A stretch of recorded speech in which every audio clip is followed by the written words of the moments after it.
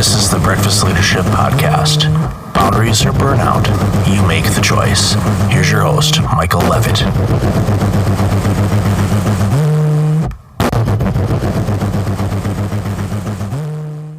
Welcome to another episode of the Breakfast Leadership Podcast. It's Michael Levitt with you today. And also today, I have Josh Patrick with us.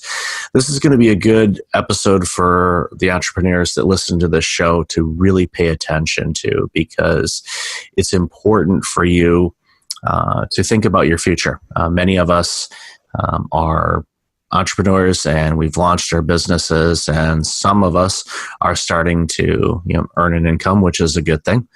But we have to also think about our future, because unless you want to work forever, which I'm guessing many of us don't, we need to be able to start thinking about our futures and nest eggs and planning and all of that. So that's why I have Josh today with Stage 2 Planning Partners on the show. So Josh, welcome to the show. Thanks so much.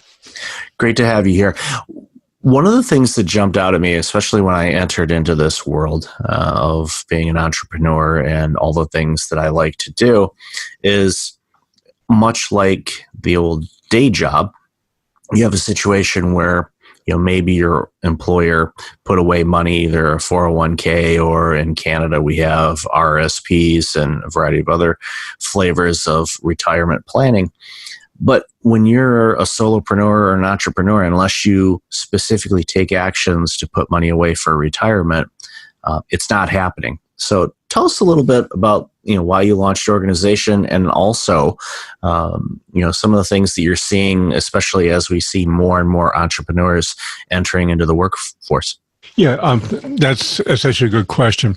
The new product that we launched is what we call the Financial Freedom Project.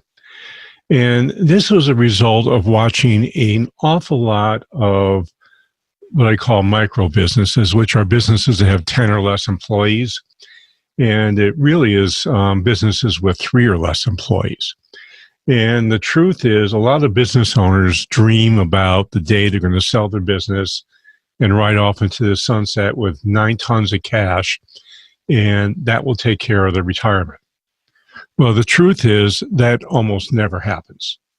And the reason it never happens is because the businesses are not saleable.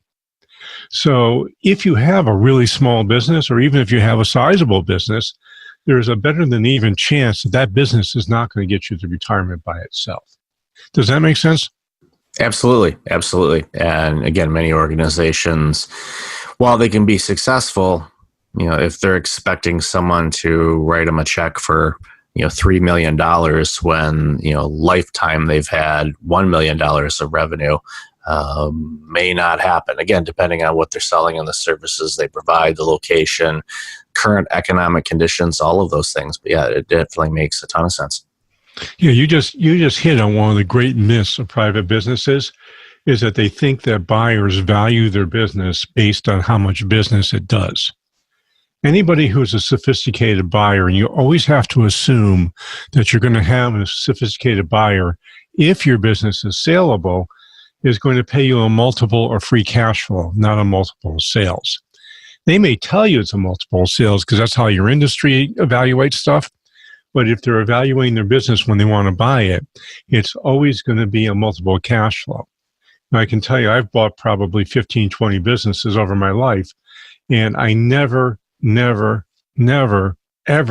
evaluated the business by how much it did in sales. In fact, I really didn't care. What I cared about was the free cash flow that it created. And from there, I would come up with a price I was going to pay for the business. So that's myth one. The other thing is, you see, is that, and you're right about this, people in private business don't plan for their retirement. They don't put money away, or they don't put enough money away because they haven't really ever done a plan to say, if I want to stop working and when I want to stop working, how much excess cash do I need to be putting away every year? And the sad thing is, often business owners never even think about this until they're 50 years old. And if you start saving for your retirement at 50, I can tell you $20,000 a year of saving isn't going to cut it. you're going to need to put more money away than that. So A, you need to know how much money you need to put away. And then B, you need to have a strategy in place to create excess cash so you can afford to put the money away. Oh, and another thing about when you're selling your business, let's say I get $1 million from my business and I sell it. I don't get to take that $1 million and invest it. I get to take maybe, and this is in the U.S., and I assume Canada's tax rates are at the same or a little bit higher. I might be able to take $400,000 or $500,000 and invest it because I not only have to pay taxes, but I also have fees for selling my business. So if I get $1 million, I'm going to pay somewhere between $400,000 and $500,000 in most cases with taxes and fees. So my business is only worth half as much as I thought it was.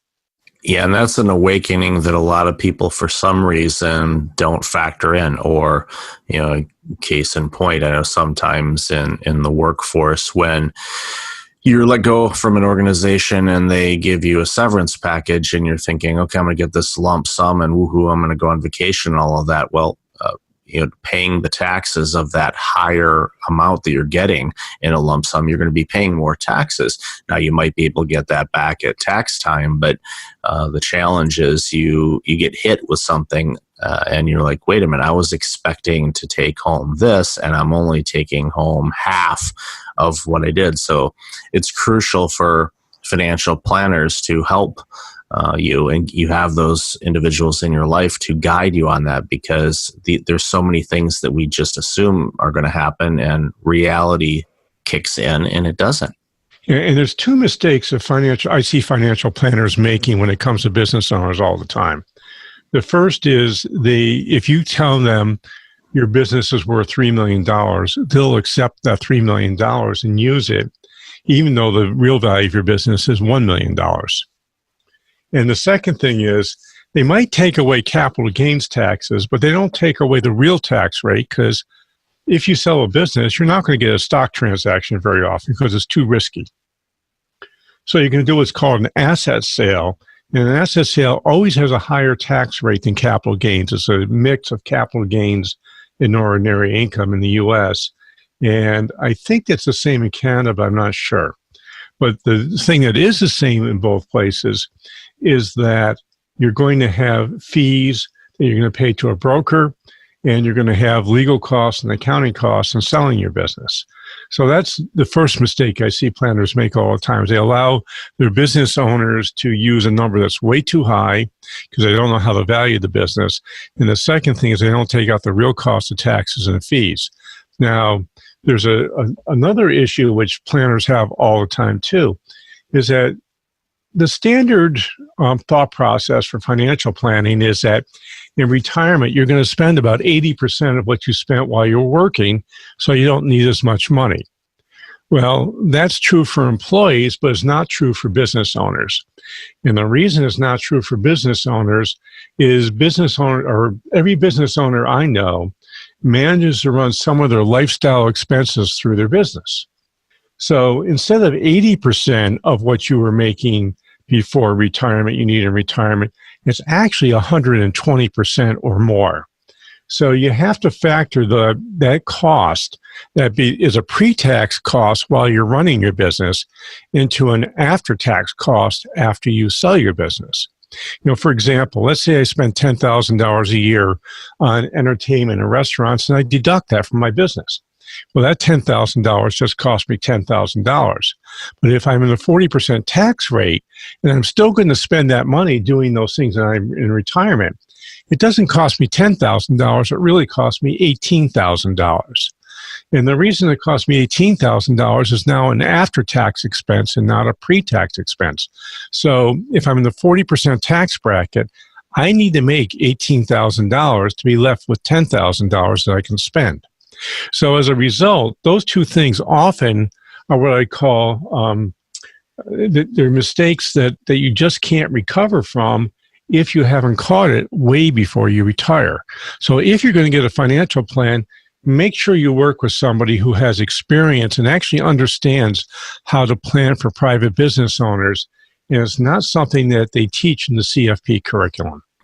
And most consumers and entrepreneurs are completely oblivious to that fact because they think, again, the money comes into their bank account, and especially the new entrepreneurs, they forget, oh, wait a minute, I have to, this is income. This is, has to be taxed depending on what type of business you are, and filings and reporting and all of that stuff. And when you're running some of those personal or lifestyle expenses through your businesses, long-term planning, you're going to have to figure out, all right, what does this look like? Whether it's if you're using your vehicle for the organization, or rental space, or dining out, or anything,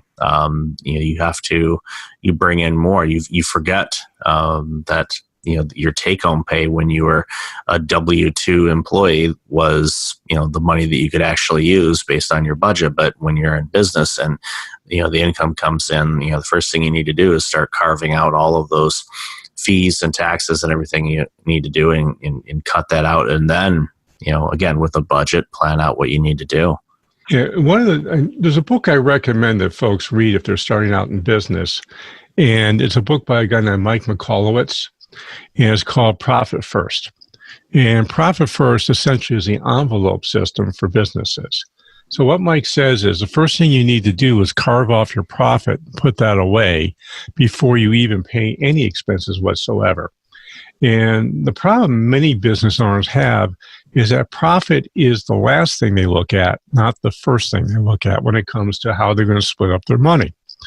And from that, you can then say, if I own a privately held business, there are 4 things profit has to cover.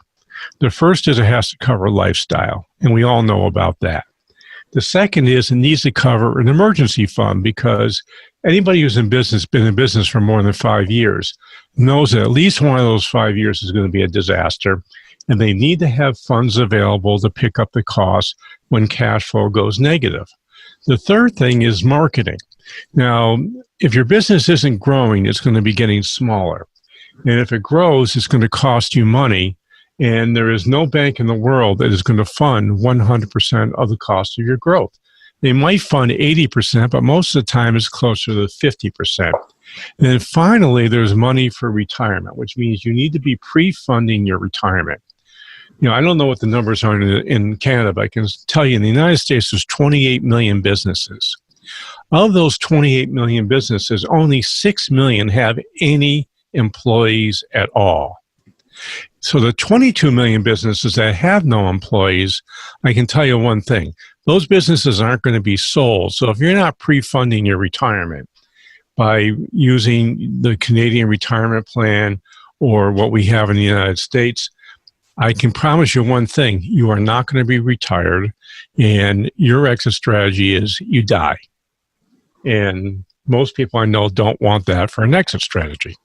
It's not the ideal way to, spend the golden years of your life, having to continue to work because you didn't, take the small steps early on to plan accordingly and, set things up so, that, the end of life, you have the financial wherewithal to be able to address the things you need to address and live the life that you want to live, at that particular point in time. And again, we as a society, unfortunately, tend to operate and think in a very short-term type of focus. And retirement for many of us, we look at that and going, okay, that's down the road. Well, my oldest daughter turned 19 this year, and I still remember bringing her home as a newborn, and like, okay, where did those 20 years go?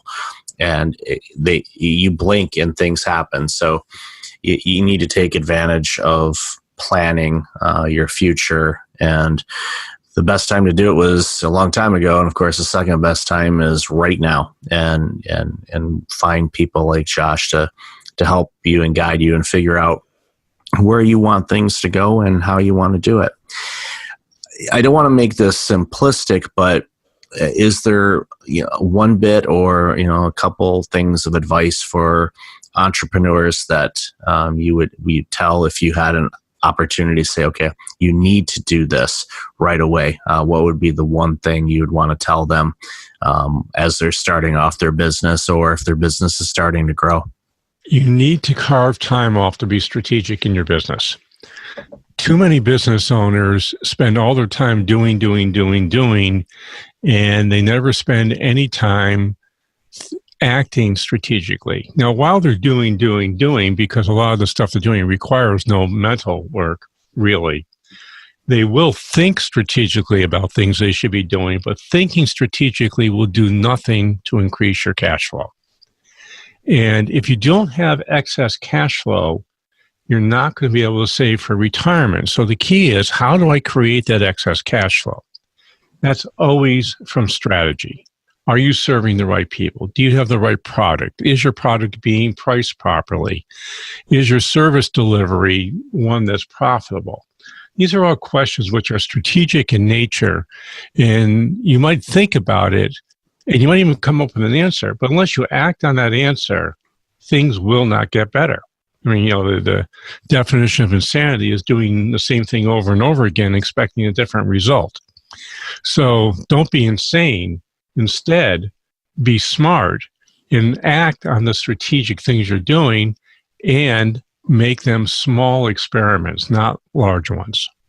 Yeah, that's gold for everyone that's listening, because it's definitely important for you to take time and recover and really focus on some strategy for your business, because having been in the situation where I was constantly doing and not planning or looking at things and just being observant of what was going on with business and in life, if you don't take those moments to pause and plan and really design how you want things to look, you're just going to go into circles, or even worse, and you miss out on things. If you step away from work and look at things and see where things are in the business, those times of stepping away will give you some insights that will actually help you get to where you want to go much faster than if your nose is to the grind and you're hustling and you're doing all of the other things that we hear a lot of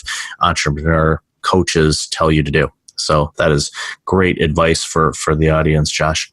Is there anything else you'd like to share with the audience today before we wrap up for this session? Well, the key to reaching financial freedom. I mean, the first two steps is which knowing your business's worth, and then doing a financial plan. That's kind of nuts and bolts stuff, which there's a fair amount of people that do. The last piece is coming up with a strategy that gets you to financial freedom. And that's all about creating excess cash, because the truth is financial freedom really is a cash flow experiment or cash flow activity. So focus on your cash flow, but to focus on your cash flow, you really need to be focusing on what it is your business provides, and are you providing enough value to create excess cash so you'll have the extra money to eventually stop working if and when you want to. That's perfect advice, and thank you for sharing that. And if any of the audience members want to connect with you, what's the best way to find you? Easiest thing to do is just email me at jpatrick@stage2planning.com. That's the number 2.